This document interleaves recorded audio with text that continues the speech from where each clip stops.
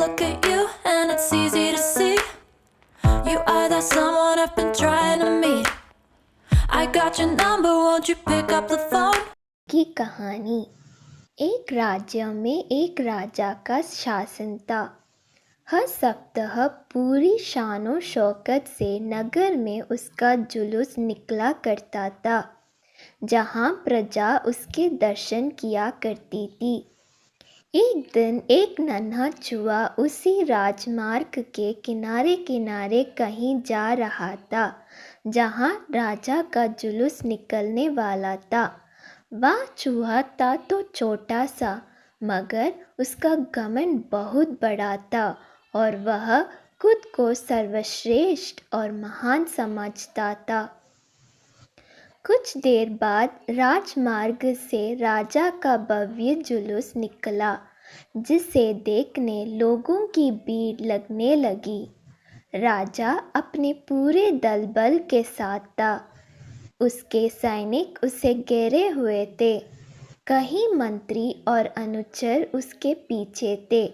वह एक विशाल शाही हाथी पर सवार था।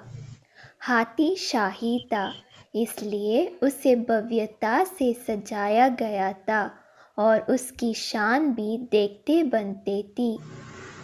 जुलूस में हाथी के साथ एक शाही बिल्ली और एक कुत्ता भी थे।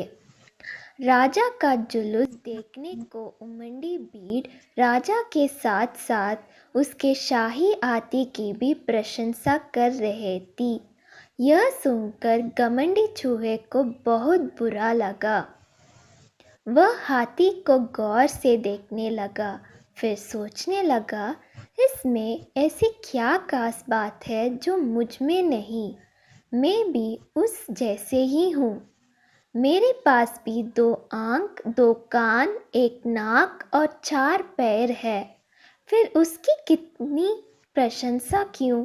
उसके विशाल शरीर के कारण, लंबी सूंड के कारण, छोटी छोटी आंखों के कारण या जूरीदार जमंडी के कारण? इस कारण एक बार तुम लोग मुझे देख लो, उस हाथी को भूल जाओगे। मैं हाथी से ज़्यादा महान हूँ। चूहे ये सब सोच ही रहा था कि शाही बिल्ली की नज़र उस पर पड़ गई और उसकी लात टपक गई। जुलूस छोड़ वह उसकी ओर लपकी। फिर क्या था? चूहा अपनी सारी मेहनत भूलकर धूम दबाकर भागा। भागते भागते वह हाथी के सामने आ गया। आगे बढ़ते हाथी ने उस विद्य से चूहे को देखा तक नहीं और अपना विशाल पैर उठा लिया।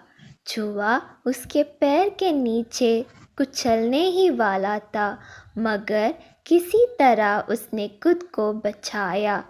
वहाँ से बचा तो खतरनाक कुत्ता सामने था, जो उसे देखकर गुर्राया। चूहा पूरी जान लगाकर वहाँ से भागा और राजमार्ग के किनारे स्थित एक छेद में घुस गया। उसका सारा घमंड उतर चुका था। उसे समझ आ चुका था कि वह इतना भी श्रेष्ठ और महान नहीं। सीख: किसी से मात्र रूप रंग की समानता हमें महान नहीं बनाती। महान हमारे गुण और कार्य बनाते हैं।